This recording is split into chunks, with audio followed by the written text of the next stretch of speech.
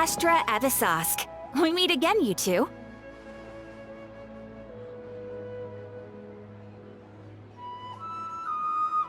Hi, Catherine. Do you have any commissions for us today? Commissions, huh? Let me think. Oh, how about this?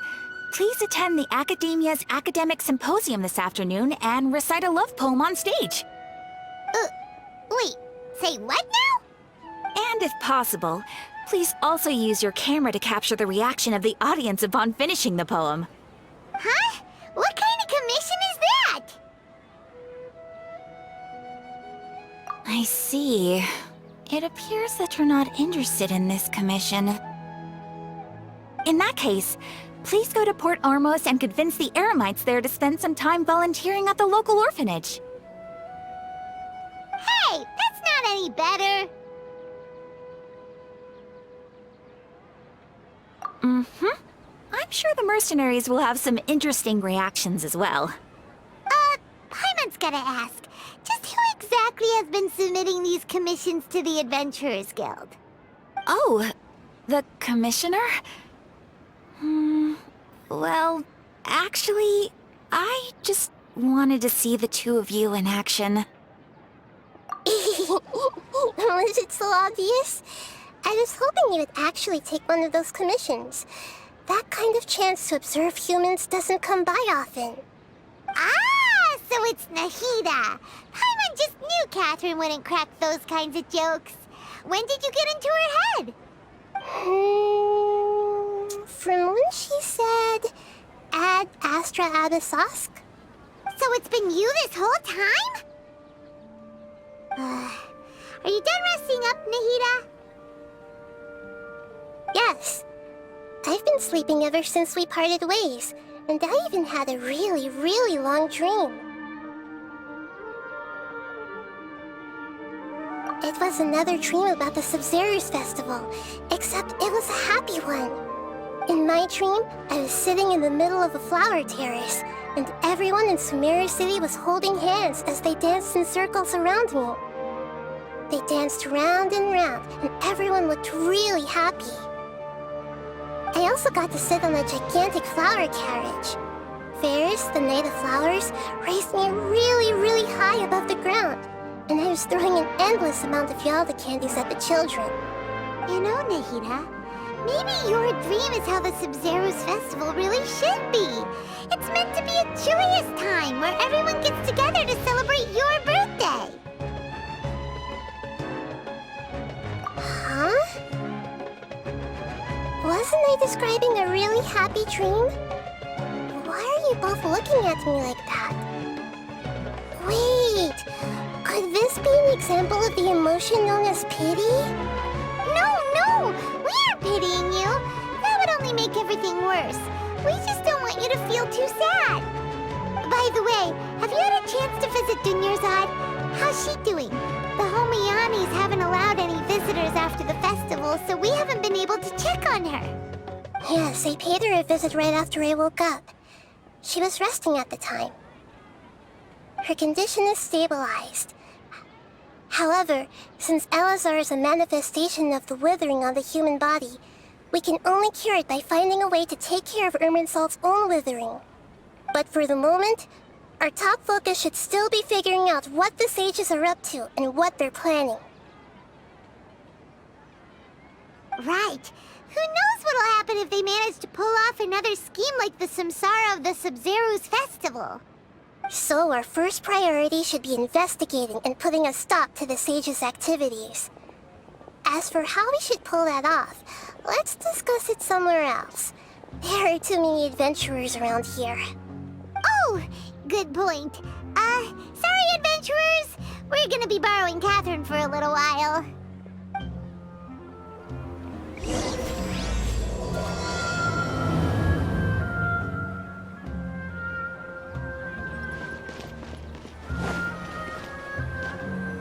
Let's continue our chat here. Okay, so do you have any ideas on how we can investigate the sages, Nahida? Actually, I've already done a little bit of work on that. But for now, I want to hear your thoughts.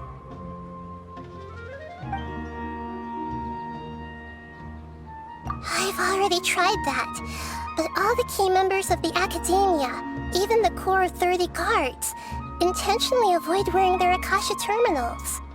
It seems that from the very beginning, they've been guarding against info leaks from the Akasha. Of course, it could also be because they're wary of me. Have you already caught the sage's attention?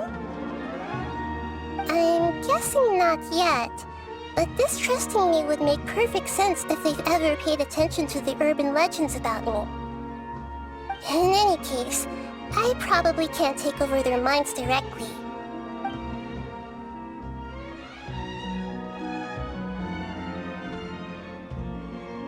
No way, that's too risky. You mean it'd be too easy to get caught? No, it's not that. We shouldn't involve innocent students in this. A single mistake could completely ruin their lives. Doing that would be ignoring the safety of my people for my own selfish goals. How is that any different from what the sages are doing? That's a good point. Spoken like the god of Sumeru. We're in the dark as of now. Since we still don't know anything about their goals, any rash move could tip them off and lead to terrible consequences. After all, every person in Sumeru City is one of their hostages. Are we really out of ideas? Nahida, you're super smart, so you already have something in mind, right? Don't keep us in suspense. Spill the beans already! According to a popular theory from the Vahumana Darshan of the Academia, rejecting impractical motions at the beginning of a planning session will give more weight to the actual proposal. Okay, but aren't you the god of wisdom? You don't have to use that kind of gimmick to make us take your ideas seriously. Well, I've been thinking that if I can't directly possess the leaders, and if I can't get ordinary people involved, then I should find someone who's already involved, but hasn't decided to side with the sages. You're saying we should recruit a spy? That does sound like it could work. Oh, before coming back, we met someone named Alhaitham. He seems like he acts alone, and he likes doing stuff behind the Academia's back. They probably aren't in cahoots. Actually, I already have someone in mind. Do you still remember that female scholar named Sataria? Sataria. Paimon remembers now. Isn't she the one who's always trailing behind the Grand Sage of the Academia? We ran into her basically every time the Sumeru's festival repeated itself. You could even say we're old enemies by now. Paimon still remembers the smug and mean way she always spoke to Nilou. I've always liked observing all kinds of people, and Sataria has always stood out from the crowd. She was born in the desert and was hailed as their greatest genius. Her academic gifts allowed her special admission into the Academia, and also gave her the opportunity to serve as the sage's assistant. Oh, Paimon didn't know she was from the desert. She must be pretty special then. Paimon feels like most of the desert dwellers around the city are working as mercenaries. The name Sataria means star. When she lived in the desert, she shone like the brightest star in the night sky. Later on, she was chosen by the sun. The star was given a place in the daytime sky to complement the sun's dazzling light. Soon after, the star witnessed the sun scorching the earth, which brought forth many disasters. The star began to waver. Instead of staying beside such a sun, wouldn't it be better to return and light up part of the night sky? But in the end, she couldn't give up the radiance of daytime. To cope with her shame, the star buried her guilt and closed her eyes. From the sound of it, Sataria's just hung up on the research opportunities here. But she doesn't really support the Academia. She still feels guilty about not doing more for the desert, right? She's just running away from her problems. Indeed. When they are presented with complex moral issues, many people will simply plug their ears and go with the flow until the problem can't be fixed anymore. She's suppressing a lot of guilt, but before she realized it, she had already become the sage's accomplice. She can't deny her part in their schemes anymore. Right. We must somehow make her face her problems again. That way, not only can we get useful intel from her, but she can also use it as an opportunity to redeem herself. From my past observations, Setaria will take a day off from the academia every 10 days to do some shopping in the city. Tomorrow afternoon just happens to be a shopping day for her. That'll be our chance. To prepare, let's go check out some of her favorite spots, and have a quick chat with a few of the vendors there.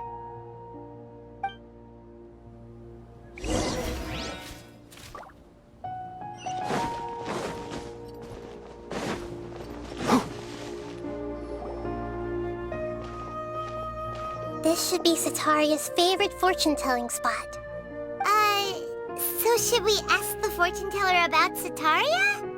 No, I already have enough information on Setaria. The most important thing now is for you to pay attention to the vendor's talking style and key characteristics. Talking style and key characteristics? My poor lost lambs, have you become troubled over your fates? The divine voice of wisdom often echoes between mine ears. If thou be blessed today by the gods, I may be able to show you the way. Huh? Really? Nahida, you've been whispering things to her? Shh! My friend here has some doubts regarding his future. Can we get a fortune reading for him? Of course, of course. In that case...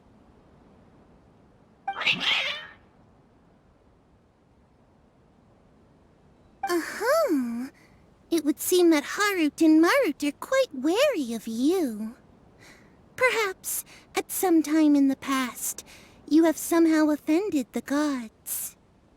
Only mocking the god of Animo, questioning the lord of Geo's financial savviness, and brawling with the god of Electro. Do those count? Oh, nothing. Go on, pick an aspect for her to divine. Health prospects, no problem at all.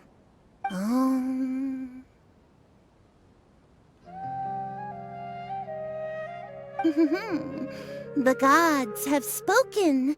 The truth shall be revealed.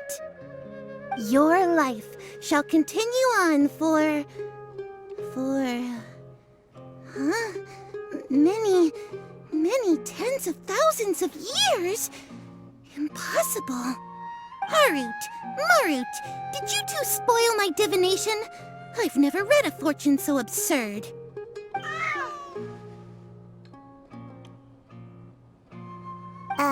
Actually, Paimon thinks this is probably the most accurate fortune-telling you've ever done.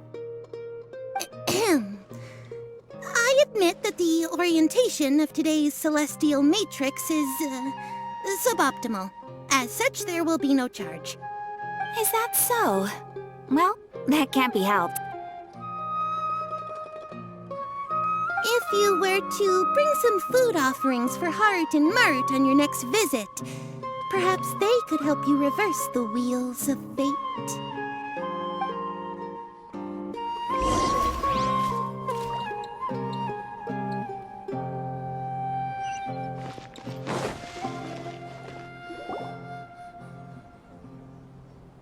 Is this another one of Setaria's favorite stalls? Yep. It belongs to a king.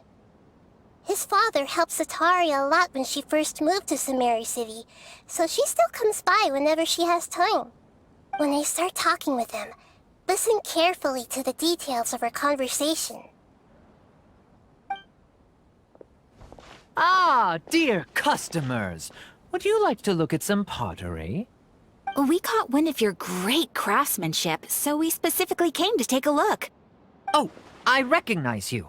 Aren't you Miss Catherine from the Adventurers Guild?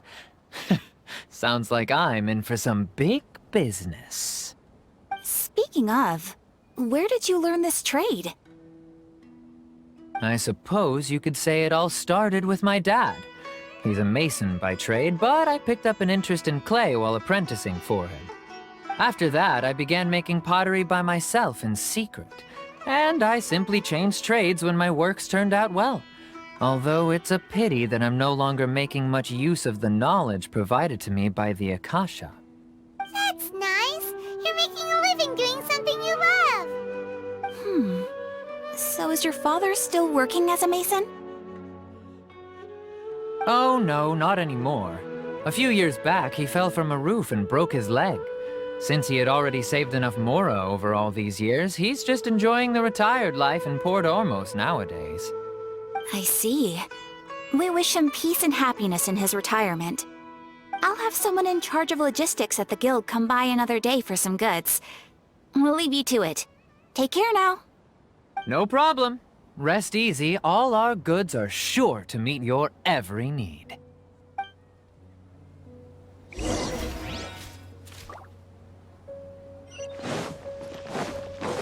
Hi!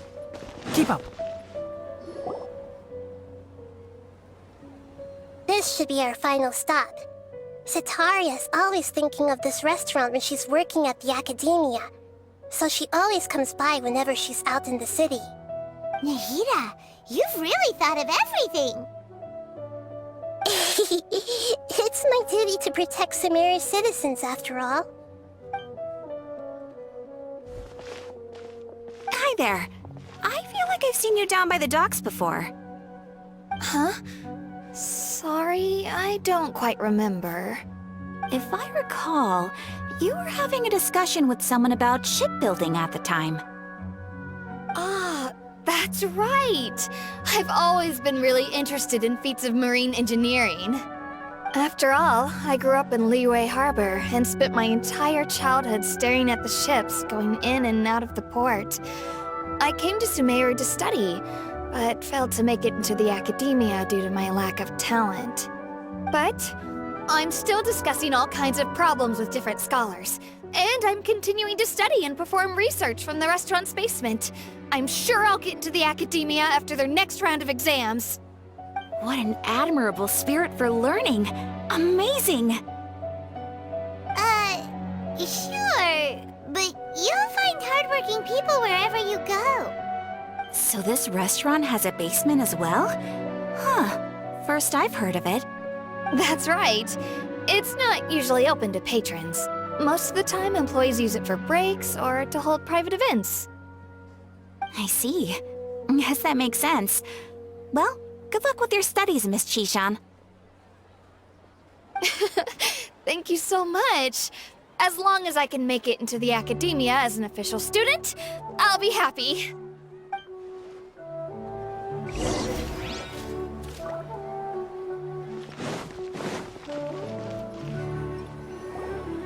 So, was that everybody? Mm-hmm. 3 familiar faces should be enough for Cetaria. What's the point of all the information we've collected? Nahida, you still haven't told us how you're planning to make Cetaria face her problems. Cetaria is already used to avoiding her problems, so we must find a way to break through her usual sensibilities. I remember that you mentioned that the Eremites in Port Ormos are all making a fuss about the upcoming resurrection of the Scarlet King. Although it's all just a boatload of nonsense, the fate of her homeland may turn out to be Cetaria's soft spot. Oh, Paimon gets it now! You want to take advantage of the guilt Cetaria feels about her homeland. Although she knows she should return home to help the people of the desert, all she's done is conspire with the sages.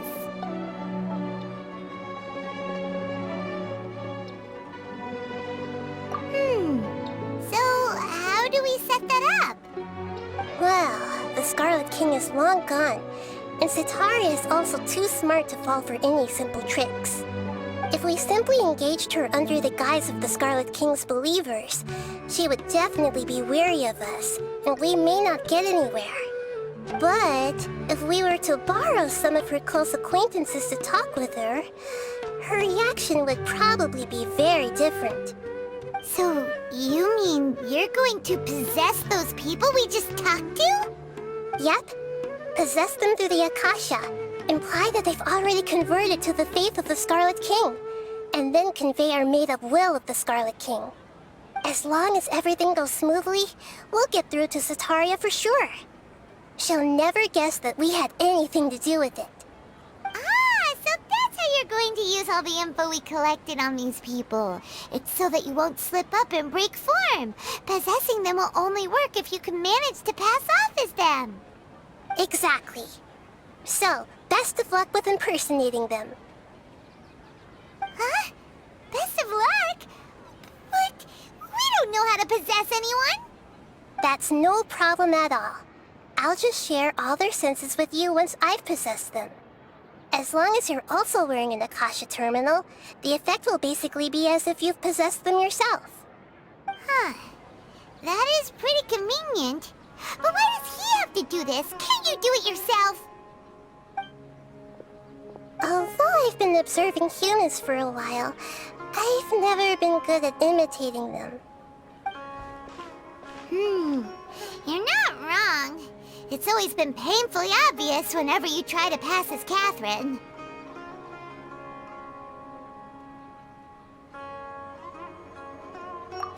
If it was at all possible, I would have preferred to leave these people alone. But seeing how things are now, I probably should just accept it and push on. Yeah, don't beat yourself up over it. We're only doing this to help everyone, and we'll only be borrowing them for a little while anyway. Alright, then let's give it a go tomorrow afternoon.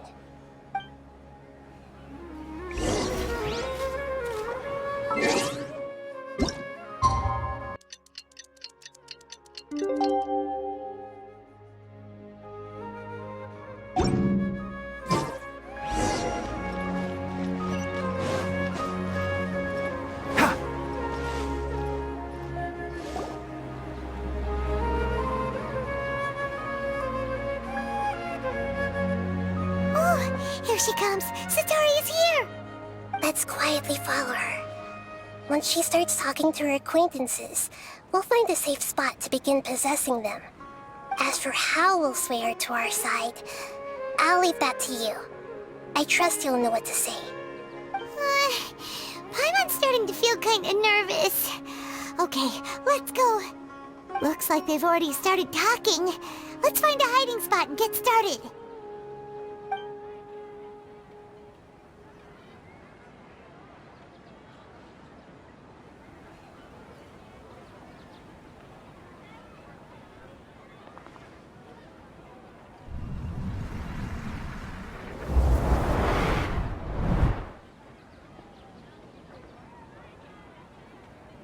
That's right. You really can't force anything when it comes to love. And besides, everyone around me has a very different background and outlook. Are you still listening to me, Nabia? Oh, of course I'm listening. You were talking about troubles with your love life, right? I heard everything you said. Okay then. You just seemed a little distracted for a moment there.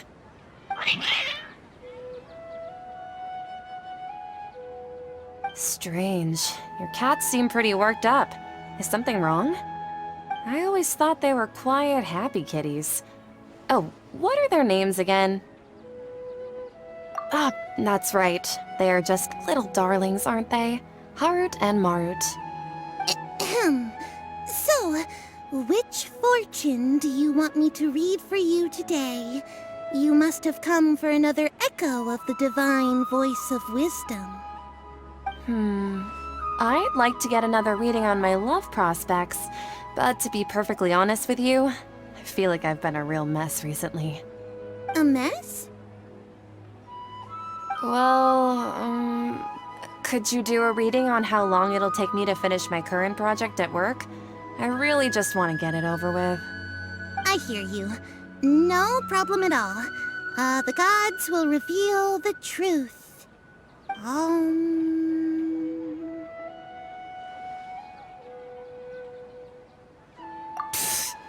Sorry, your new laugh is just so hilarious. I couldn't help it.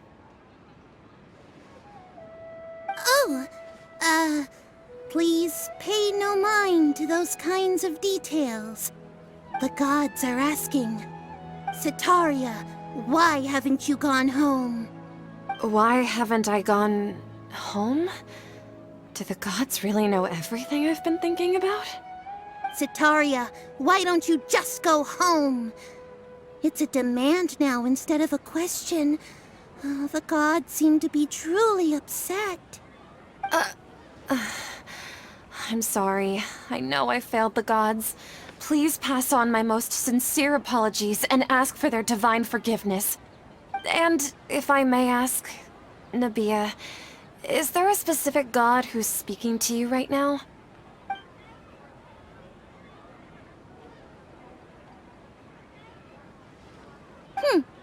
What an inconsiderate and naive question. The god who is speaking to me is, of course, the wisest and mightiest of all, the Scarlet King. The Scarlet King? No wonder he would make such a demand of me. Oh, wait a second.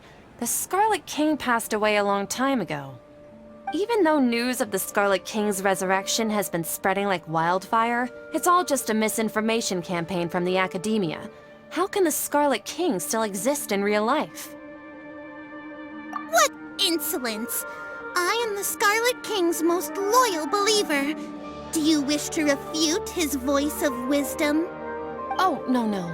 As a child of the desert, I am only reveling in his power upon learning that his divine glory has touched even this city. I will think very carefully about his demand of me. I'm sorry. I must go now. Wait!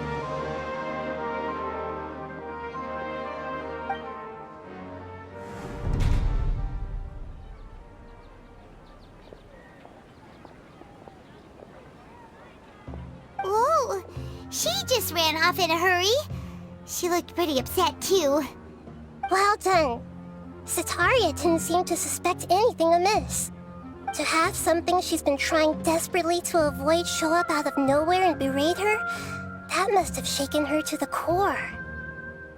Aw, Nahida, it seems like you understand human emotions really well after all. All I know are some abstract Harvard-taught theories. And in any case, my time with you has shown a lot of them to be utterly useless. I'm still trying to make sense of everything. Anyway, enough of that. Let's hurry and catch up to Sitaria. He's out of games now, right on cue. Let's get ready to possess him right away!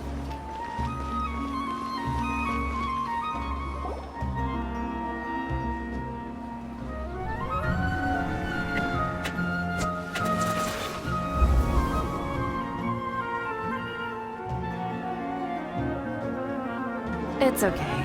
I just got caught up in something. Oh, actually, didn't you ask me to help you look for work? What kind of work were you looking for again? Oh, right. Your old man's craft. How could I forget? Speaking of, how's he doing? Is he feeling any better? Oh, that's good to hear. I have been thinking a lot about him. If I could get some more time off, I'd love to pay him a visit.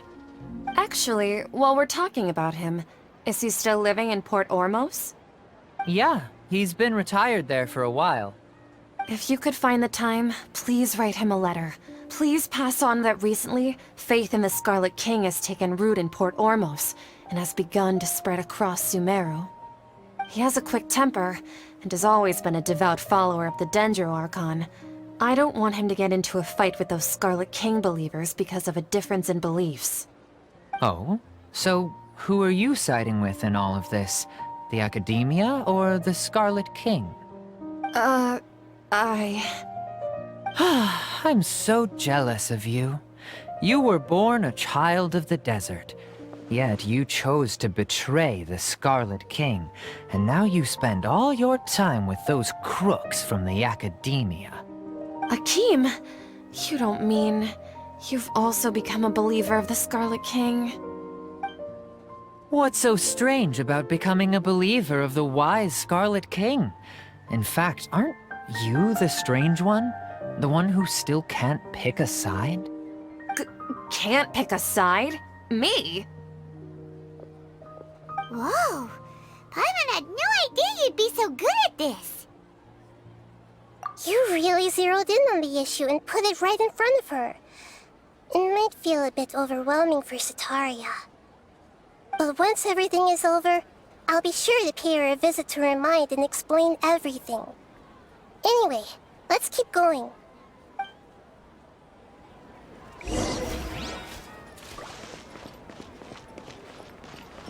Come on! Sataria's already started talking.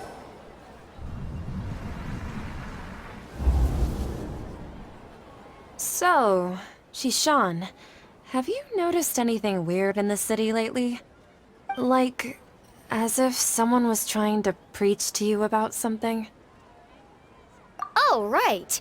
Speaking of strange things, I celebrated the Sub-Zerus festival so many times that I lost count. That was really weird. Wait, how could you be aware of that? That should be impossible. Nothing in the report indicated anything like that. Are you still failing to realize that the Academia's lowly tricks could never deceive all of Sumeru's citizens? Shishan, don't tell me that you've converted to the Scarlet King as well! What an absurd question. You make it sound like I should be ashamed for becoming a believer of the Scarlet King. In reality, shouldn't you be the one who is ashamed? You, who works side by side with the Academia, and treated people as nothing more than experimental subjects? Please, please stop! Even now, Sataria's still trying to run from her problems. She can no longer justify everything to herself. Hey, she's trying to talk to the guards! What should we do? This is the most important part of all. Quick, get ready. Mercenary, you're a member of the Corps of 30, correct? Please help me pass a message to the Matcha right away. The situation in the city is getting out of control. Please, try to remain calm, miss. Tell me what's happening in the city. Heretics are infiltrating the city, and they've already converted many residents to their side. Heretics? What kind of heresy are you talking about? The Scarlet King! Many people I know have suddenly started believing in him, but he's long dead. It's impossible. Miss Sataria, nothing is impossible. You know my name? The Scarlet King is immortal, and all who defy him will one day pay the price. You must face the truth, Sataria. You tread a treacherous path, and the longer you ignore it, the tighter the Academia's grasp on you will become, and the deeper you will be ensnared. Child of the Scarlet King, never forget that the desert that belongs to you lies elsewhere. What's so strange about becoming a believer of the wise Scarlet King? In fact, aren't you the strange one? The one who still can't pick a side? What an absurd question. You make it sound like I should be ashamed for becoming a believer of the Scarlet King. Sataria, why haven't you gone home?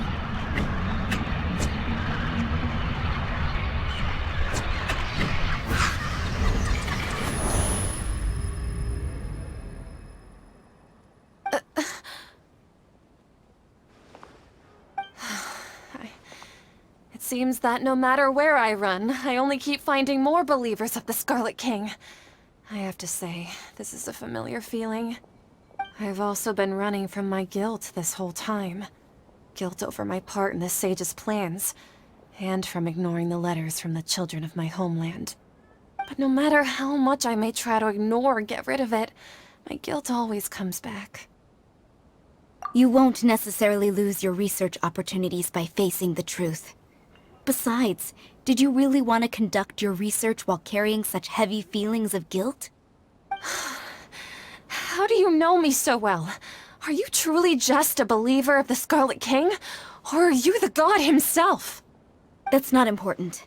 The important thing is to pass judgment on the academia and its sages, and to correct their mistakes. If you could provide some assistance in this matter, perhaps it could serve as a form of atonement. I've actually never believed in the gods, but I've always believed in serendipity. Your appearance must be a fated opportunity for me to get out of this wretched situation. Please tell me, what can I do for you? How much do you know about the sage's current activities? I was just one of the designers for the masked dream harvest scheme, which is what happened around the Sumeru's festival. But I know very little about the full scope of the overall project. I'd assume that only staff with the highest clearance would have access to those confidential documents. I've just been working to meet the Grand Sage's specified requirements. However, there's something that's been really bothering me. I heard that a scholar who was previously expelled has returned to the city, and even the sages are still quite wary of him. To fight against the academia, we will need to figure out the nature and the purpose of their work. Is there a way for us to get access to the confidential documents you mentioned? It should be possible if we're willing to take some risks. After all, I'm an assistant to the Grand Sage, and I've been working on many tasks outside of the project. One thing, though, I won't be able to transfer the documents to you through the Akasha once I get my hands on them. The sages have always closely monitored all activities within the Akasha. Let me see... let's use the most primitive method. Send someone to pick up the documents tomorrow evening at the Academia entrance. The academia entrance. Wouldn't that be too conspicuous? Don't worry about that. I assure you, this won't be a trap. I'm only suggesting this location because it'll draw more scrutiny for me to leave the Academia again. It'll be safest for me to distract the guards long enough to hand you the documents. All right, I trust you. So, if I were to successfully complete this task, would it mean I've atoned for my wrongdoings? That'll depend on the judgment of the Dendro Archon. The Dendro Archon. That's right. Her people are the ones we have endangered. As the God of Wisdom, she's also the one responsible for judging and guiding the scholars. Maybe it's time for me to find a god to believe in. Just as Nahida predicted, we've managed to bring Sataria to our side! The Traveler's execution was ingenious. He's the one who deserves all the praise. Well, now that we've made plans to meet again tomorrow evening, all we can do is pray for Sataria's mission to go off without a hitch. Pray? But if we're going to pray to the gods, aren't we just praying to you? God of Wisdom and Guardian of the Scholars? No. The truth is the true Guardian of Scholars. I've always believed that. Anyway, let's meet again tomorrow evening at the Adventurers Guild.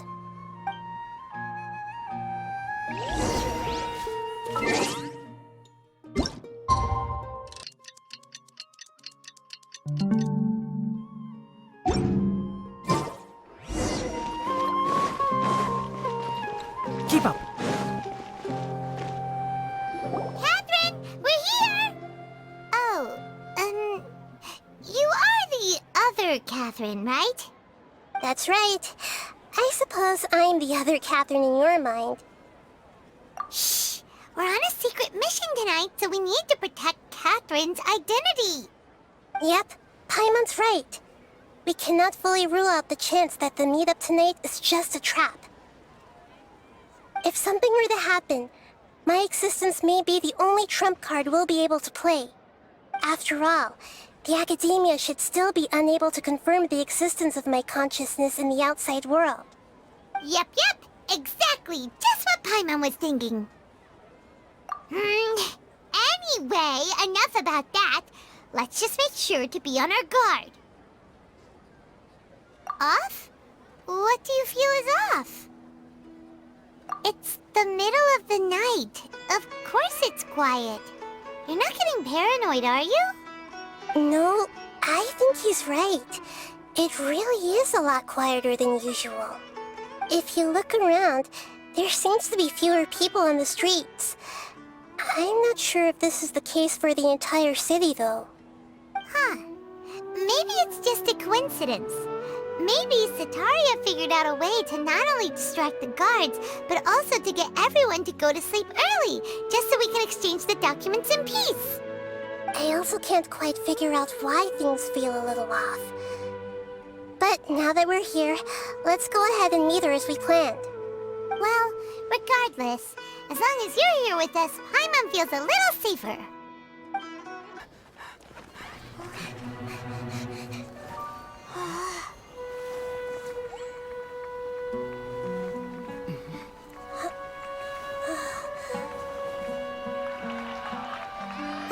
What are all these people doing here at this hour of the night? Ah, the triumphant hero returns at last. And to a rather spectacular welcome, even if I do say so myself. You're the outcast, expelled from the academia. Indeed I am. Although these days they tend to call me the Doctor.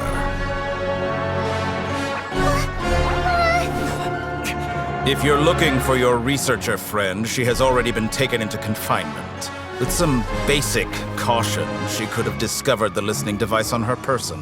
Clearly, she lacks the degree of rigor expected of a true scholar.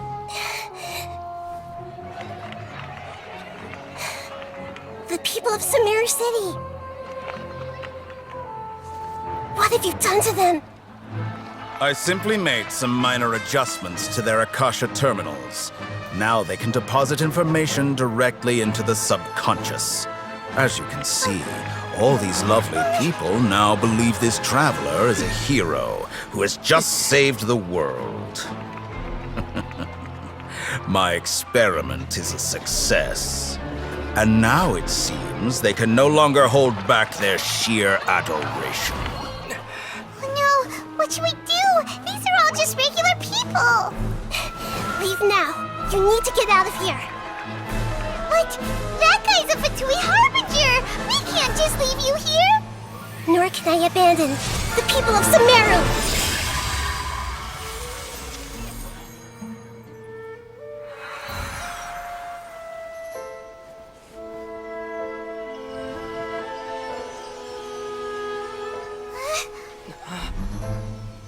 Don't worry. We'll meet again outside of the city.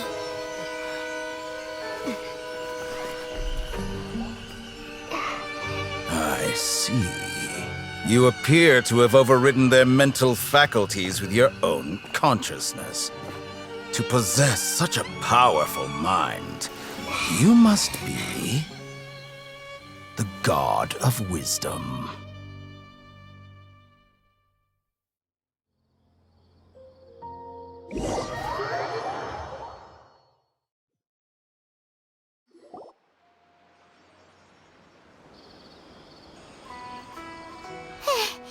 This should be far enough. Whew. Paimon needs to catch her breath first. Is Nahida going to be okay?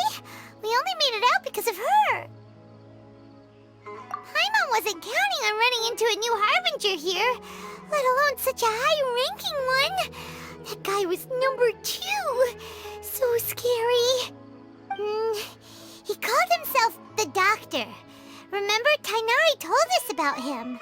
Setaria did say that someone who once got expelled from the academia came back recently. And that even the sages are wary of him.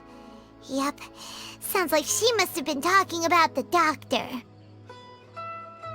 Yeah, now that the Doctor's in the picture, we're no longer just dealing with the academia. They're in cahoots with the Fatui. But what are the Fatui after this time? Another Gnosis? Yeah, things would be a lot easier with Nahida's help. Nahida said we'll meet again outside of the city. But we can't just keep waiting around, right? You mean... Oh, right! Wasn't he invited by the sages to work on some project when we were staying with him in the Vidia forest? That has to be the same project. even though he turned it down at the time, he might still know something. There's no time to lose. Let's go to Gandharvaville.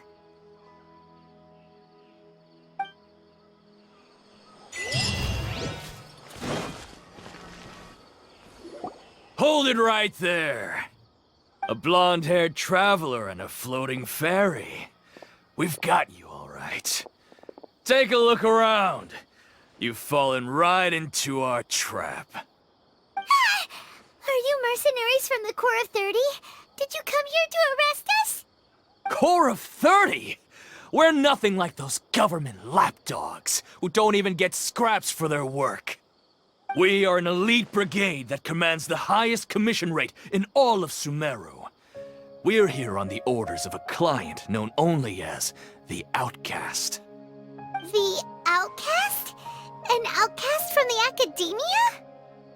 But why wouldn't the doctor just send the Fatui after us? Still wasting time on idle chit-chat. We'll shut you up soon enough. Get them! You're up, traveler! Following orders. Solidify! Press this on for size! Nice!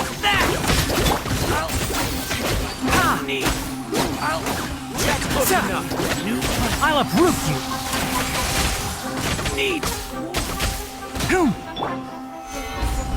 As you wish, me. Go! Hold Emma! Help! Enshroud! It isn't over yet! Here comes reinforcements!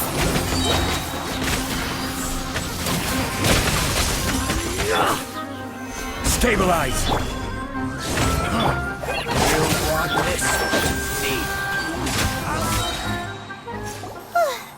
That was pretty rough.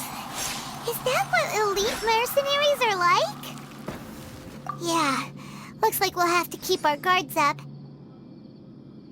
But this doctor guy seems like a pretty tough opponent.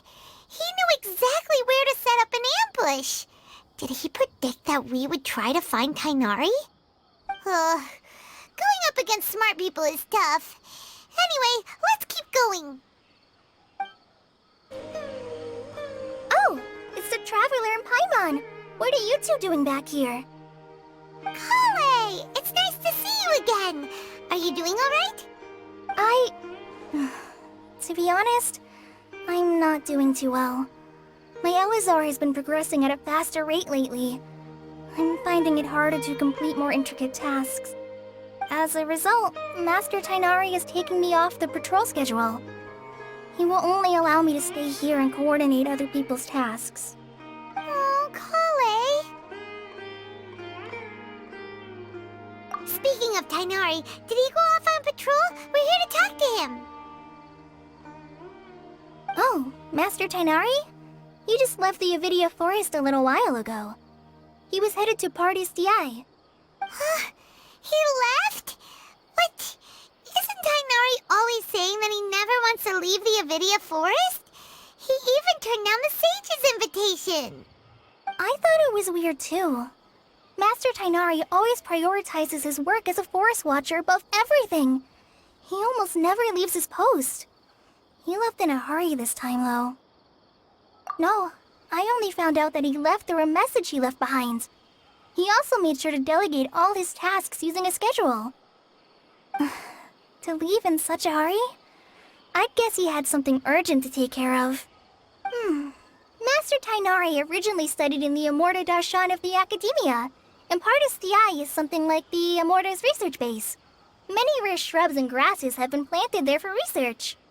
I know that before he became a forest watcher, Master Tighnari once spent a long time conducting research at Partis Di. A research base, huh? Gotta wonder what kind of research Tighnari just decided to work on all of a sudden. Oh, we don't have a lot of time, so let's go look for him at Partis Di.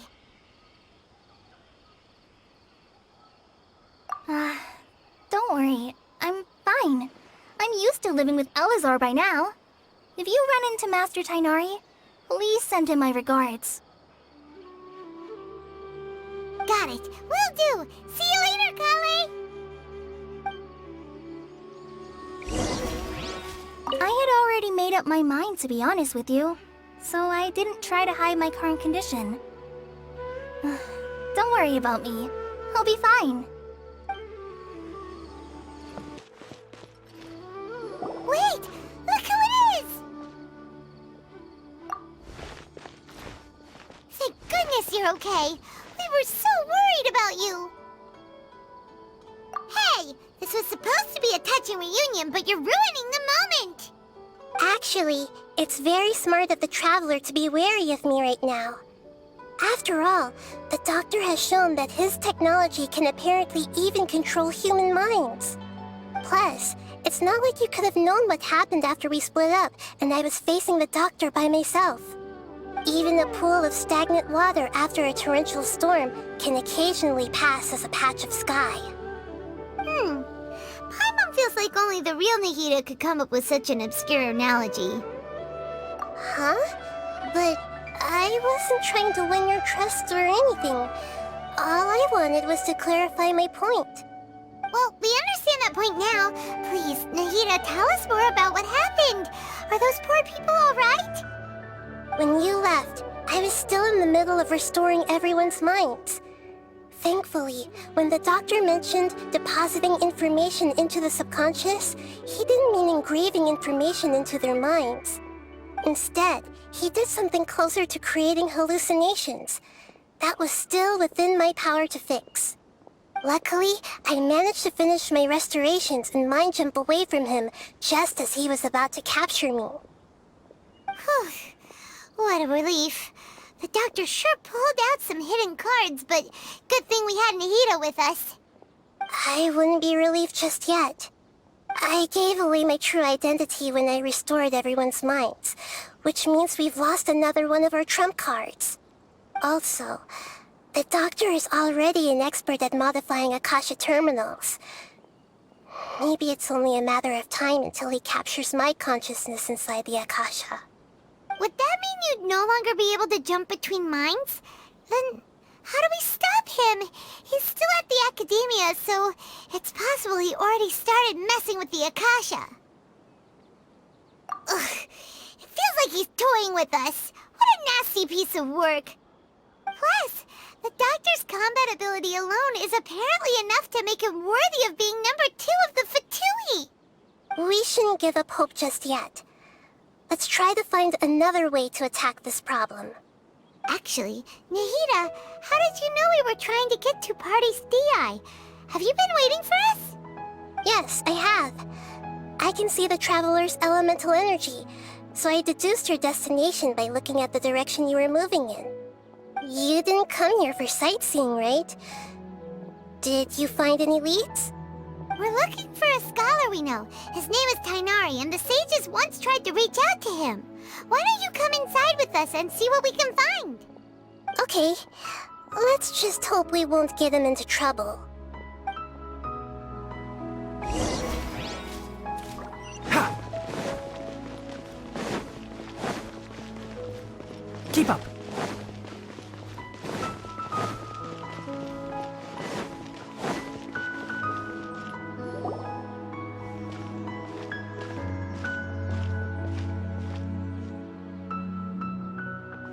Traveler? It is you! Ah! The voice! It's Hypatia! Ah, what a pleasant surprise! It's so nice to see the two of you again. Who's this? She's a scholar we met in the Avidia Forest. When we last saw each other, she was still training in the... what's it called? Satyavada life? Oh, I see. That's right, we're old friends. You've come at just the right time. Ever since I've come here, hardly anyone has even talked to me. Hypatia, you're way too excited about this. Actually, for you to leave the Avidia Forest means...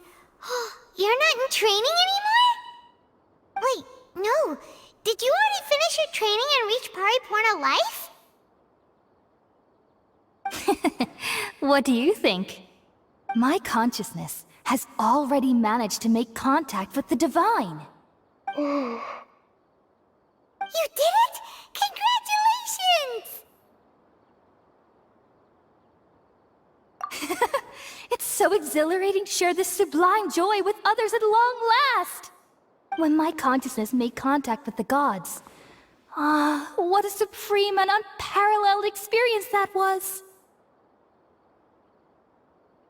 That sounds incredible! Oh, all right. Actually, please wait. I haven't forgotten my promise to you. Remember? I promised to help you understand what you saw from Irminsul once I gained deeper insights. My current self has not only gained true insight, but I can even help you establish a direct connection to the consciousness of the divine. You can do that? I've never heard of anything like that, but if you want to give it a try, I'll do my best to protect your consciousness during the process. Hold on. I brought some spirit-born ale with me. This is still a crucial part of the ceremony. We're using that incense again? All right now. Hold my hand. I'll help you establish a pathway to connect your consciousness. Okay. Ready?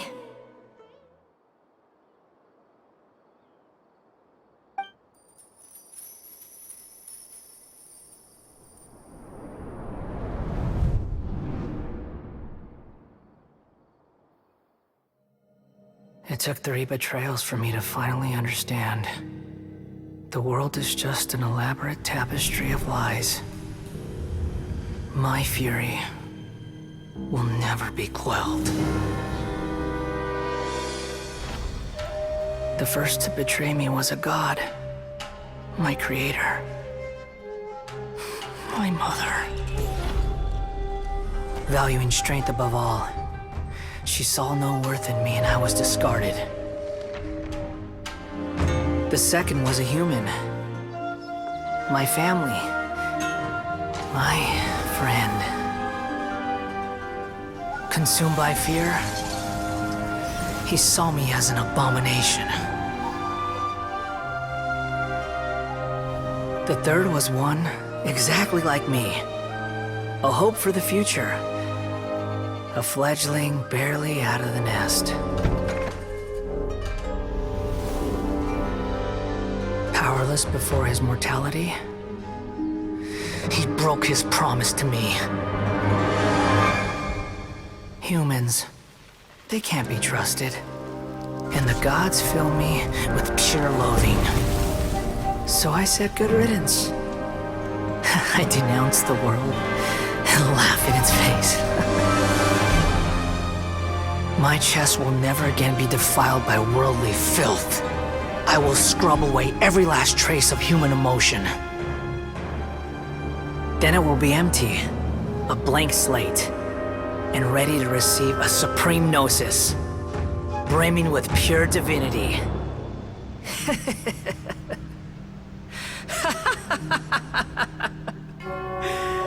There is no need to fear. The pain will be brief. Your era is coming to an end.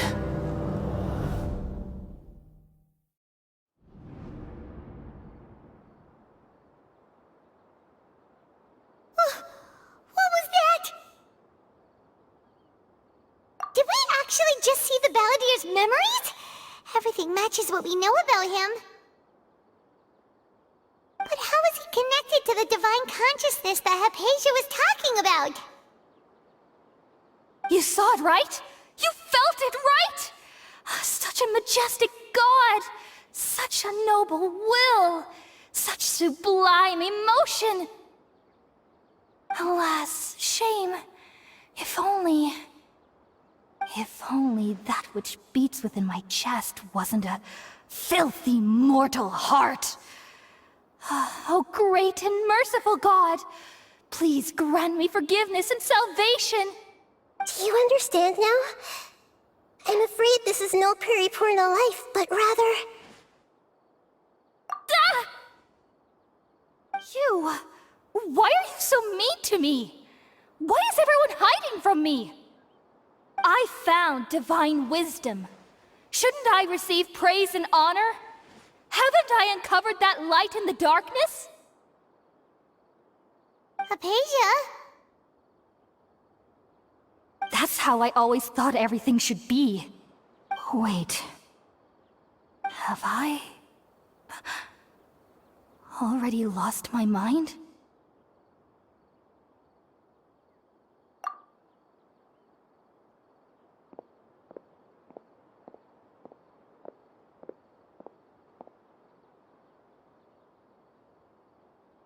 Wait, something isn't right.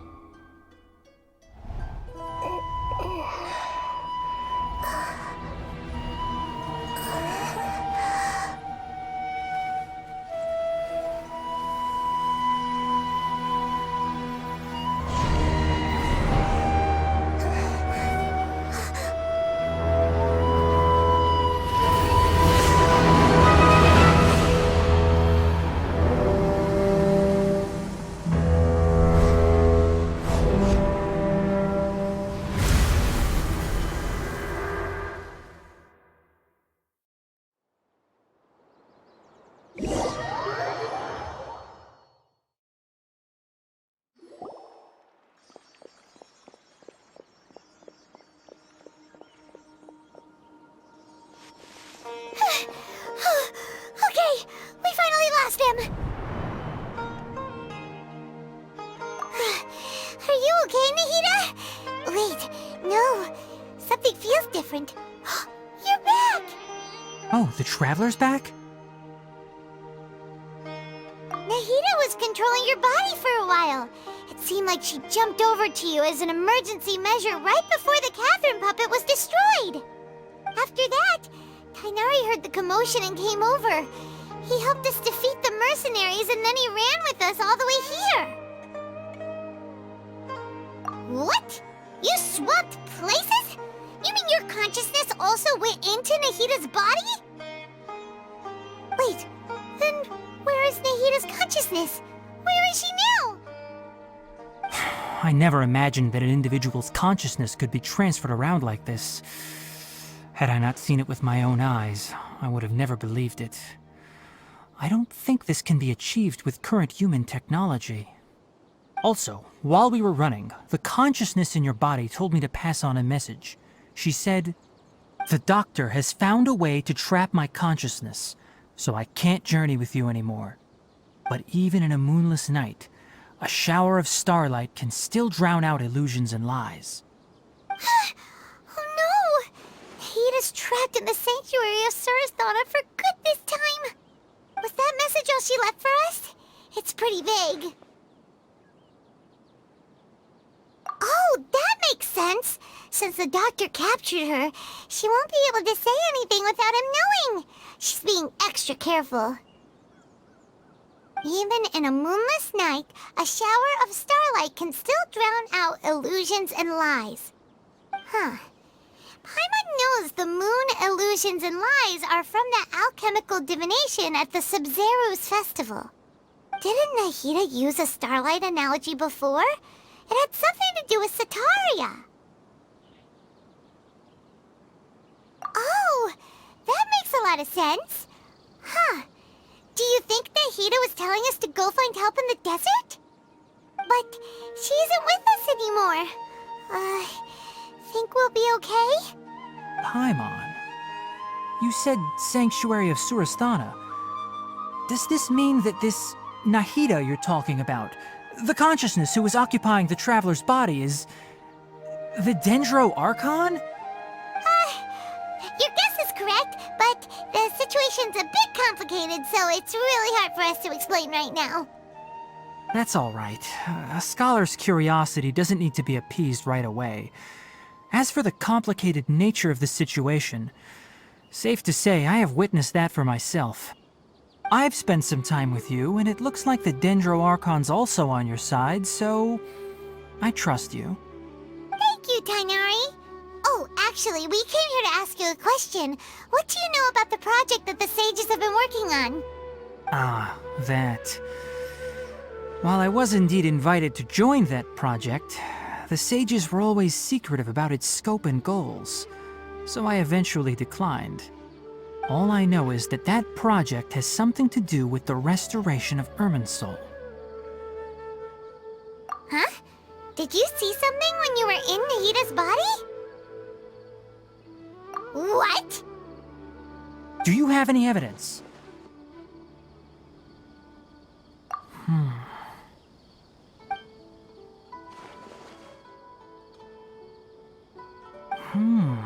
So that's what happened. That explains why Hypatia's symptoms were different from those of the other scholars who went mad. It's because she made contact with the consciousness of a new god who is still in the process of being born. Tighnari, did you leave the Avidia Forest because of Hypatia? I did.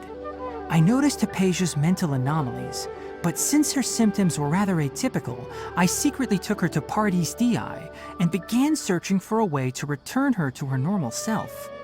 If I didn't take action, Hypatia would have already been taken by the Matra to the desert, doomed to a life of exile at Aru village. Now that you mention it, I knew the Academia has never thought particularly highly of Lesser Lord Kusanali, but I still didn't expect them to do something as arrogant as creating a new god. Looks like I made the right decision by not accepting their invitation. The Doctor and the Balladeer. We have 2 Fatui Harbingers in Sumeru. Sounds like we're in for a bad time. From your description, I don't think they've completed their project. There may still be room for us to intervene. But then, what is the connection between creating a new god and restoring Irminsul? Yeah, it feels like we're still nowhere close to figuring out the sage's goals. Right, we've pretty much gone over everything we need to know, so we should head out. How about you, Tighnari? What are you going to do? I'll stay here for now. I still want to try a few more things to help Hypatia. If you're planning to go into the desert, start by heading for Caravan Rabat. That'll be your fastest route. Come find me here if there's anything else I can do to help. May the spirit of wisdom go with you. Thanks, Tighnari. Hopefully Hypatia will feel better soon. We're off then.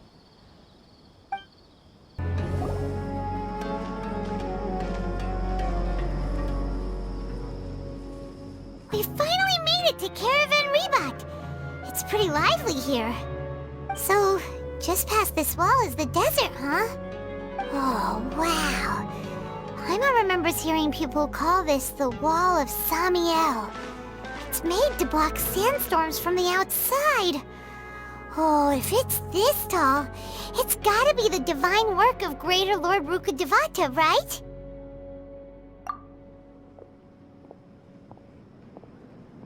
Enough gawking. Come on, follow me. Huh? Over here. Oh, Hatham went that way! Let's hurry up and follow him. Wonder what he's up to.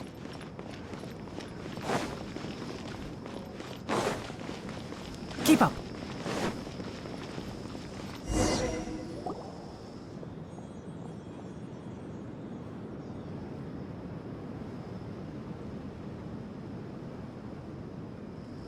What the... Where did he go? How did we lose him? They were just here a second ago. More Eremite mercenaries? Who are they working for this time? Anyway, Traveler, it seems like we were being followed again. You were too careless. You should have noticed those hopeless amateurs trailing you a long time ago. There's no need to thank me. I've never cared to keep track of personal favors. All I did was correct a mistake I happened to come across. It's a habit I developed at the academia. You really gave Paimon a scare, Alhaitham. We never thought we'd run into you here. Last time we met at Port Ormos, didn't you say you were going back to the academia? Wait, don't tell Paimon that you're here to take us back on their orders! Oh, so you've already landed yourselves on the academia's hit list. I can't say that I didn't expect it. However, had I wished to turn you over to the academia, don't you think you'd already be the Eremites' honored guests by now? Oh, right. You do have a point. I have no interest in running errands for that project. As a scholar, I've always belonged to the camp that promotes researcher autonomy. And these days, you're more fascinating than anything the sages can offer. Not quite. To tell you the truth, I'm still investigating the Divine Knowledge Capsule. Unfortunately, I've run into some difficulties. Everyone says the capsule originated in the desert and was eventually moved to Port Ormos. If I am to get to the bottom of this, I must understand how the capsule first came to be. Which brings me back to you, and why you're so interesting. The leader of Ain al-Ahmar used the Divine Knowledge Capsule right in front of you, and upon seeing him, your expression became perplexed, and you were lost in thought for quite some time. To have that kind of reaction, I think you must have realized something. Are you interested at all in sharing what you've been hiding from me?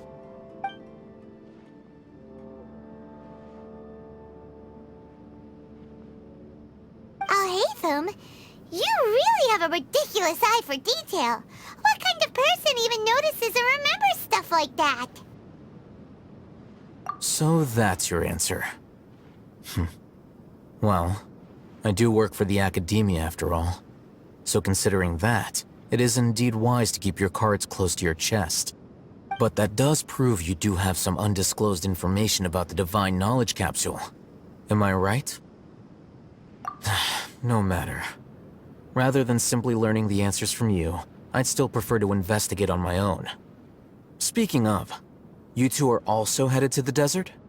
That's right! We have the same plan as you! But we don't really have any concrete goals at the moment. Then I'd suggest starting with Aru Village. It's the largest settlement in the desert, so it'll probably have more resources and intel than anywhere else. Well, would you like to head there together? It's always better to travel with someone you know. Let's go!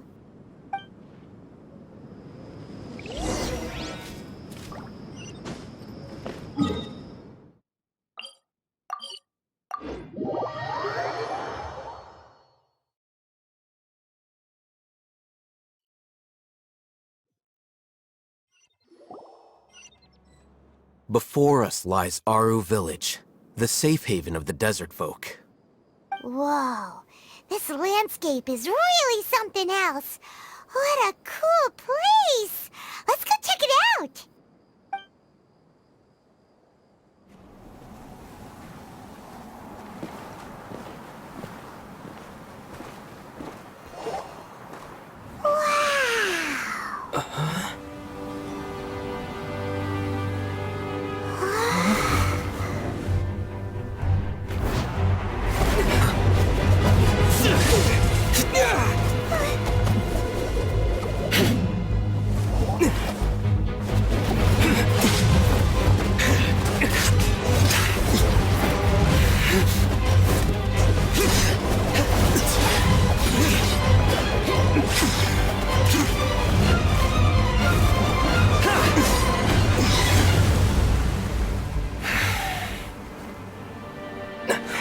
Cyno.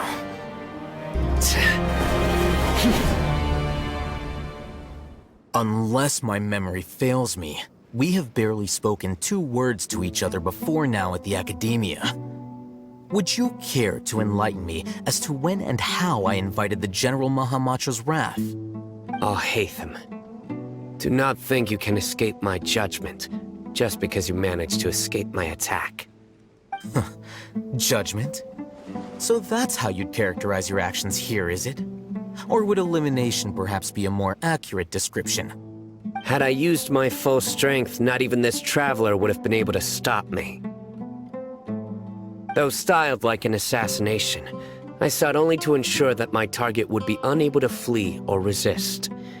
Standard practice for the Matra, as well you know. Seemed to me more like your own personal touch. Who is that, Alhaitham? Did you call him General Mahamatra? Yes. General Mahamatra Cyno, head of all the Matra at the Academia. He's a formidable hunter, and the ultimate nightmare for any who have committed academic crimes. You seem to have placed a lot of trust in Alhaitham, to the point of blocking an attack for him. If I were you, I'd never choose to side with him. I wouldn't believe a single word that comes out of his mouth. I have been pursuing this scribe for a long time. I urge you, stand back and do not seek to defend him any longer. Otherwise, there will be consequences. Has Alhaitham done something wrong? Paimon doesn't think he's as bad as you've made him out to be. I won't waste my breath explaining things. Alhaitham, I saw it during our fight. Take it out. The divine knowledge capsule you're hiding on your person. Unless you want me to retrieve it for myself. Very perceptive of you. Nothing escapes a Matra's senses. Wait, the divine knowledge capsule? Didn't it fall into the Matra's hands in Port Ormos? No wonder you speak with such confidence, Cyno. But I must admit, I'm very curious. What does this capsule mean to you? And why, as General Mahamatra of the Academia, are you all alone in the desert? As far as I'm aware, the other Matra have been speculating about your disappearance. Have you been given a mission that's, let's say, morally dubious? If I was the real target of your mission, what was stopping you from simply using your authority and resources to judge me within the walls of the Academia? I should have known you'd be difficult to deal with. You two? Ugh! What you would do, Traveler? Paimon feels like we can't trust either of them! Ahem. Well, look at you two, acting all tough and self-righteous over there. Wait, Dia?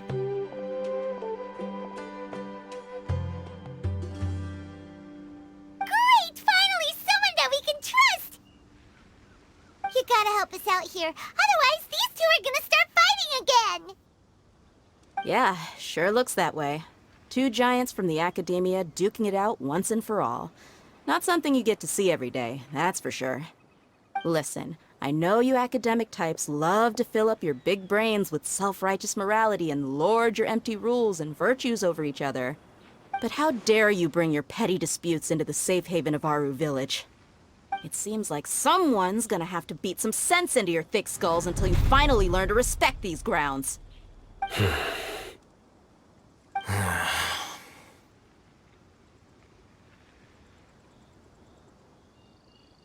Hey, did either of you hear a word I just said?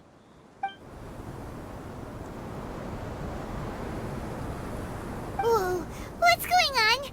The wind's so strong! Is this a sandstorm? Paimon's gonna get blown away! Another sandstorm? What's up with these recently? Hey!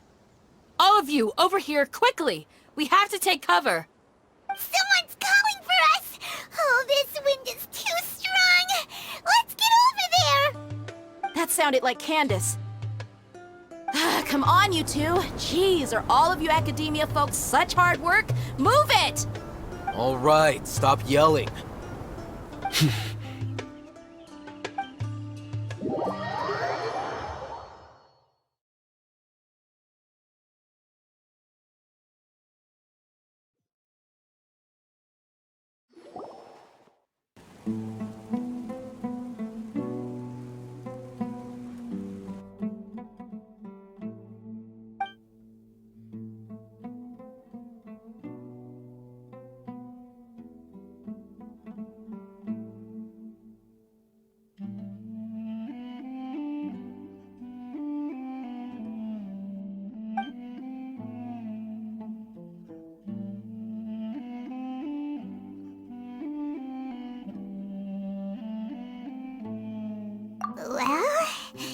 This is pretty awkward.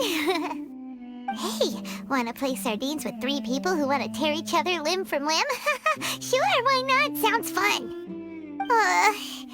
The air is so thick and heavy. Paimon can hardly keep floating anymore. My sincere apologies, everyone. This is the home of our village chief. I will have to ask you to make do with this small room until the sandstorm dies down. Please, let me introduce myself. I am Candace, protector of Aru Village. Our savior has come at last! Nice to meet you, Candace. The name's Paimon. Thank you so much for helping us. There's no need to thank me. It's only right to help each other when the weather gets rough. Wow, she's so gentle and caring, like a nice older sister. Unlike those guys over there. All right.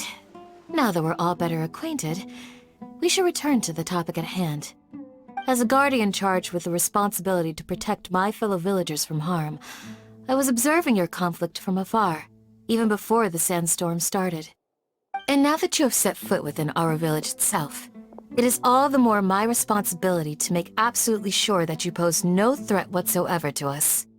So please, have an honest and sincere conversation with one another, and put your hostile feelings to rest. If anyone dares to start anything again while they are under this roof, I will not hesitate to send them out for some quality time with the creatures of the sandstorm.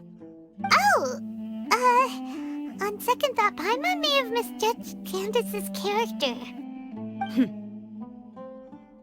And that goes for you too, Miss Dia. Do I make myself clear? All right, we got it, Candace. That's what I like to hear. So, which of you will begin? I was supposed to be a mediator, but I might have gotten a little too involved just now. Anyway, one of those two should probably start talking. Wait, that was you trying to be a mediator? I have nothing to hide, so there's no shame in explaining myself. While Alhaitham wasn't wrong about the other Matra not knowing my whereabouts, it's not because I've been assigned a morally dubious mission. Rather, I've chosen to exile myself. Huh? Exile yourself? A little while ago, I discovered that there was data missing in the Academia's project planning and development files. What little they did report clearly did not match the project's actual progress. As General Mahamatra, I had the responsibility and authority to request an audit. However, to my surprise, the person responsible for the erroneous data was none other than Grand Sage Azar himself. I tried to investigate the issue myself before submitting a formal audit request, but I soon found that all leads and potential pieces of incriminating evidence were carefully concealed from me. I began to realize that they were cautious of me from the very beginning. Unsurprisingly, the Grand Sage rejected my audit request as soon as the submission reached his desk. He even said to me, "The power of the General Mahamatra is granted by the sages. You have no right to judge us." So they really are up to no good. I realized then that to the Grand Sage, the Matra are nothing more than tools for the sages to assert and maintain their control over knowledge. The vows that we took, the principles that we strive to uphold, they are meaningless to the academia of today. I believed it would be wise to flee the academia before the sages had a chance to take action against me. This way, they can no longer see nor predict my actions. I will never give up on this investigation. There's no need for someone else to give me power or authority. Once I find the truth, I will administer judgment by my own name. Cyno seems to have the same goal as us. We're all investigating the sages. Plus, now that he's no longer the General Mahamatra, he somehow feels a lot less scary.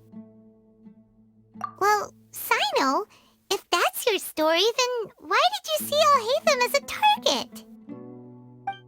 When I was investigating the matter in the academia, I overheard a conversation between Alhaitham and a sage. The sages asked you to investigate a blonde-haired traveler. Do you dispute this, Alhaitham? What? Like many parts of the project, this assignment was undocumented.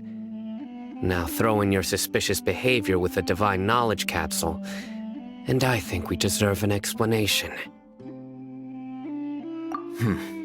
Yes. I was indeed tasked with investigating the Traveler. After all, the promised reward was so great that hardly any scholar could have refused. The sage told me, once you've completed this assignment, I can give you a glimpse of divine knowledge. A most enticing offer. Unfortunately, those academics don't know me at all. Their words contained one key piece of information, namely that divine knowledge indeed exists. That gave me all I needed to know. From my perspective, the sages are far from trustworthy. Think about it. Isn't it a little strange they're so willing to share divine knowledge with anyone, even as a reward? So, I began my own investigation following the lead of the Divine Knowledge Capsule. In the end, I realized my wisdom in committing to this rather than collaborating with the sages. Had I been less guarded, I probably would have ended up like that Ain al-Ahmar mercenary, incapable of remaining sane for long enough to hold a conversation. You mean that the sages originally planned to dispose of you, using one of those capsules that drive people insane? I'd already given up on the assignment by then. I only told the academia I was waiting in Port Ormos for you to appear so they wouldn't suspect anything. So it came as quite a surprise when I encountered my erstwhile target while investigating the Divine Knowledge Capsule. Criminals do love to talk about coincidences. Even though I ran into the Traveler by chance, I had no intention of providing assistance to the academia. Also, you should remember, you were the ones who decided to follow me and strike up a conversation after I left that tavern. That's true. Alhaitham helped us out at Caravan Rebat as well. Maybe he's telling the truth. I'm willing to apologize if that's worth anything to you. I took the Divine Knowledge Capsule behind your back because I judged its existence to be a significant risk. I felt that it would be best for no one to interact with it before it had been properly studied. After all, curiosity often proves to be the most dangerous thing in this land. You should be well aware, Scribe Alhaitham, that curiosity can also lead you to danger and suspicion. Answer me this. Did the sages share any information about their project with you? Have I not made myself clear? You and I are both distrusted by the academia. Do you really think they would tell me anything? Fine. Although you haven't completely proven your innocence, I won't regard you as an enemy, for now. As you wish. Good. I'm glad to see you two clearing up your misunderstandings. And now you, Dia. I believe it's your turn. Oh, sorry. Whatever the boys were talking about must have been so boring that I spaced out. My situation is pretty straightforward. My employer, Dunyarzad of the Homayani family, is friends with the Traveler and is currently recovering from her illness at home. I had nothing going on, so I decided to return to Aru village for a visit. I was actually looking forward to a pretty exciting time getting back together with everyone here. But then I saw these two random guys in the middle of a pointless argument. It ticked me off, and things went downhill from there. Is that all? Well, I will admit that definitely sounds like your style. In that case, welcome back, Dia. That's more like it. I missed you all so much, Candace.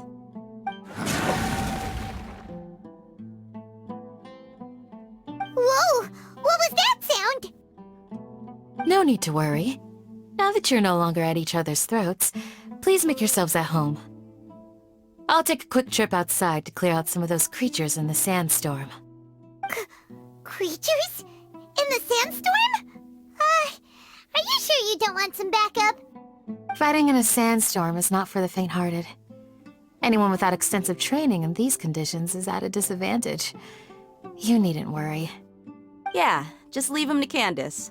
Don't worry, she's as tough as they come.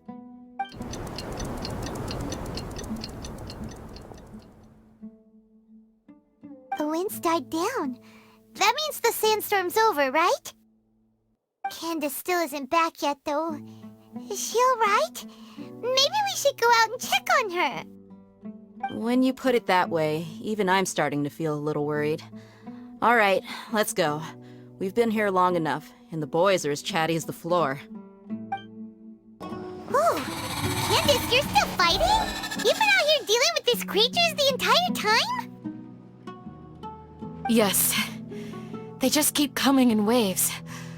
I've lost count of how many I've defeated. Before I realized it, even the sandstorm had stopped. Ah! Here comes another wave! Leave this round to us. I got interrupted earlier, but now I have something to take my anger out on. It's been quite a while since I've seen the Flame Mane in action. I'll leave these to you then. I'll be sure to put on a good show. Let's go! Gather! On, reveal thyself! One with the forest! Ha! Ta! Ka! Ka! Who? Ka! Here comes another wave! When are they ever gonna let up? Ha! Who? The creatures stopped appearing. Was that the last of them? What we fought just now was probably the aftermath of the sandstorm. So we should be safe for the time being. Well fought, everyone. No injuries, I hope. Huh? Who are you? Ah, my apologies. I haven't had a chance to greet you yet. I had my hands full taking care of the village's elderly and children. I am the chief of Aru village. Everyone usually calls me Uncle Anpu. Sir, I am also originally from the desert, but I have not been back for some time now. May I ask if such sandstorms are common? I can't say they've always been common, but recently the storms have become increasingly severe and frequent. Besides sandstorms, we also occasionally get earthquakes. According to an investigator who stayed in the village a while ago, these unusual natural phenomena are related to the withering of Irminsul. Another effect of Irminsul's withering. So, Irminsul's withering causes withering zones in the forest, and sandstorms and earthquakes here in the desert? Everything in the natural world is inextricably connected to Irminsul. These regional symptoms can indeed be a reflection of Irminsul's present state. Everyone in Aru village needs to take good care of themselves. Speaking of which, why haven't I seen a single village keeper since I got here? Village keeper? Who are they? Village guards like Candace? Does your curiosity know no bounds? Village Keeper is how Aru village refers to mad scholars exiled here by the academia. Most of them are scholars who lost their sanity after a period of training in the Avidia forest. The academia believes that their crazed mutterings may have a negative effect on the psyches of other scholars. So, they're forcibly exiled to the desert. Though if you ask me, it's all a boatload of nonsense. Alas, that's exactly what we've been trying to investigate. One by one, the village keepers have been mysteriously disappearing without a trace. But no one in the village has ever seen them leave. If you're planning to stay around the village for the next few days, I'd appreciate it if you could keep an eye out for them. I've had encounters with those people in the past. I'll see what I can do to help. The Matra are the ones responsible for their exile. Now that you're no longer with them, Are you trying to alleviate your guilt and atone for your past sins? I'm fascinated by how you think. Mock me if you will, but if you are guilty, I will eliminate you, regardless of my position or identity. Oh, you're the former General Mahamatra. You must be an expert in these kinds of investigations. Thank you for your help. Is it because you're reminded of Hypatia? Oh, these poor scholars. First they lose their sanity, now this! We need to help get them back home, safe and sound. But, is it really a good idea to tag along with Cyno? You seem like you really don't trust him. I'll be grateful for the assistance. No doubt you will do a better job than some of my former subordinates. Let's start by finding a spot to share what we know so far.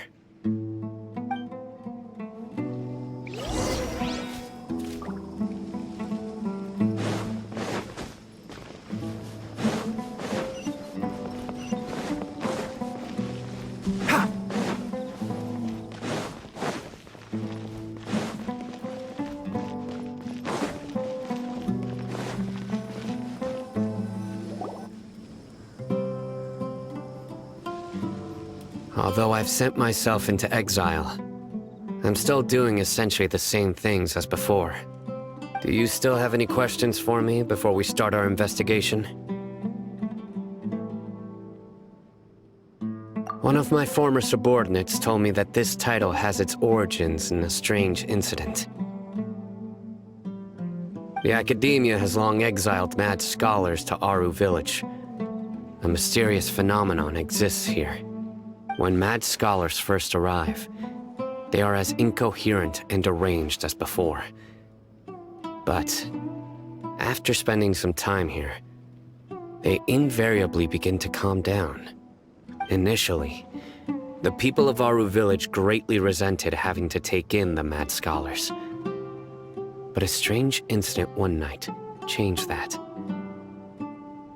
Aru Village was struck by the strongest earthquake in living memory. Seeing buildings on the verge of collapse all around him, the then chief of the village was preparing to take everyone to safety. Suddenly, he noticed a mad scholar crouching in a corner, caressing the ground with his hands. A soft, green light radiated from him, like a divine glow against the backdrop of night. Despite the powerful tremors that ripped through the ground that night, all the houses remained upright, almost as if they had grown roots reaching deep into the ground. In the end, not a single building collapsed, and no one was hurt. After that, the people of Aru Village treated the mad scholars with greater kindness, and began to refer to them as the village keepers. The soft green light? A mad scholar protecting Aru Village? What do you make of it, Traveler? Paimon thinks so too. Actually, Cyno, do you know if any of the mad scholars continued to wear their Akasha terminals at Aru Village? In theory, they would continue wearing them so the Academia could still monitor their activities. With that said, the main Akasha system would no longer have any interaction with them. Oh, no wonder! Everything makes sense then! Add in the fact that they calmed down, it was probably Nahida who calmed them. If you are able to draw a conclusion from this one story alone, then it appears you possess much more information than I do. So, what do you make of the story? Really? Lesser Lord Kusanali. What? You don't believe us? Lesser Lord Kusanali was definitely using the Akasha to give her power to the mad scholars! No, it's not so much that I don't believe you. I'm just struck by your reasoning. Lesser Lord Kusanali, the current Dendro Archon, is she really active in Sumeru? The Academia has always placed far greater importance on the late Greater Lord Rukkhadevata. They've more or less ignored Lesser Lord Kusanali, and I've never had any reason to doubt their views. In addition, I've never heard any stories about Lesser Lord Kusanali and her deeds. To me, she might as well have been a god that never existed. No way! Nahida definitely exists! She's a... how should Paimon put it? She's a good Archon who's kind and wise. Even if she says weird stuff sometimes. I've spent many years interrogating criminals, so I can easily tell when someone is lying. Good! Then you should know that we're telling the truth! That look in your eyes. I've never seen that from a liar. You two really must have met Lesser Lord Kusanali. How can this be? To think, our Archon has been amongst us this entire time. Alright, now it's our turn to put our skills to good use for this investigation. But easier said than done, especially since we don't have any leads. Maybe we can start by knocking on some doors. Excuse me, are you here to help me find my grandpa? Huh? Who are you? By the sounds of it, a resident of this village. My name is Isak. You'll help me find my grandpa, right?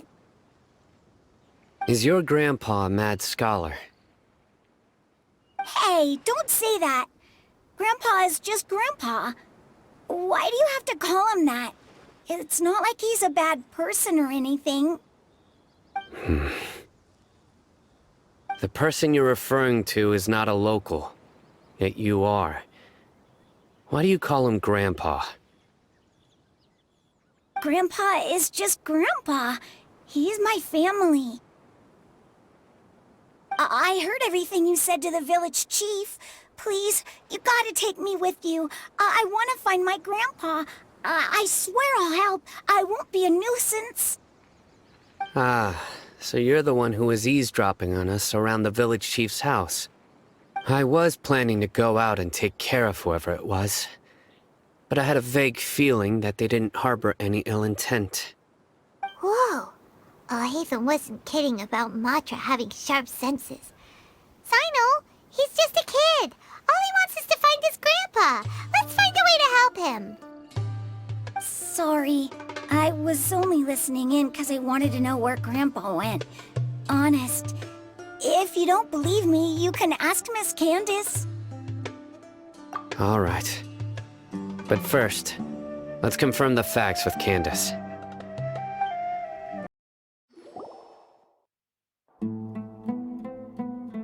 Cyno is super vigilant.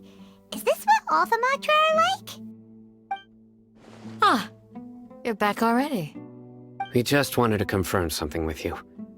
Do you know a boy by the name of Isak? I had a feeling he'd go looking for you. Huh? You knew this would happen? Yes. Although he tried his best to stay hidden, I still noticed him eavesdropping outside the window. He really wants to get his grandfather back. Isak's parents were both Aramite mercenaries who rarely returned to the village after finding employment in the city. He was raised by his grandfather. Unfortunately, it was only a few years before his grandpa passed away. Isak was still very young at the time, so various families in the village took turns caring for him so he could survive. Later, an elderly mad scholar arrived at the village. Isak thought the scholar bore a striking resemblance to his grandfather, and thus often spied on the man. However, the scholar was unkempt in appearance and incoherent in speech.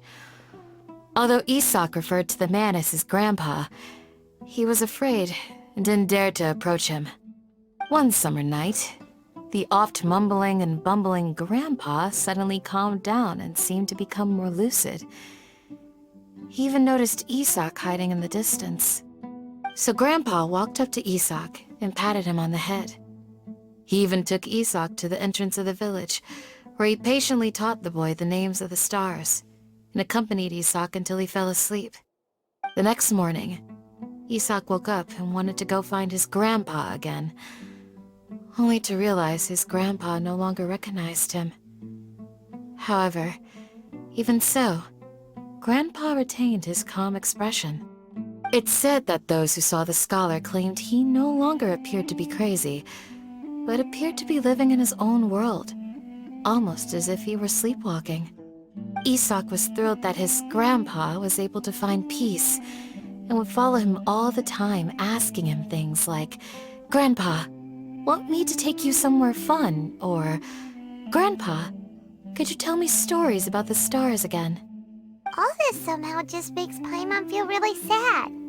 It seems like they both deserve so much better. Perhaps. Nearly everyone who lives in the desert has some form of hardship or regret. But even so, we must still continue on with our lives. It's also my reason for fighting. I must continue to protect this land.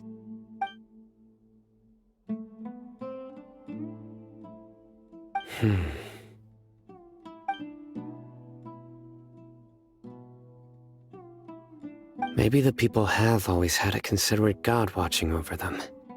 Huh? What did you say, Cyno? No, nothing. As long as Isak keeps his word and doesn't get in our way, we can take him along. Perhaps you are more compassionate than I gave you credit for. Please accept my thanks on Isak's behalf, Cyno. Hey, Isak! Oh, it's you guys! We've cleared everything up! Let's go find your grandpa! Really? Wow! Thank you so much!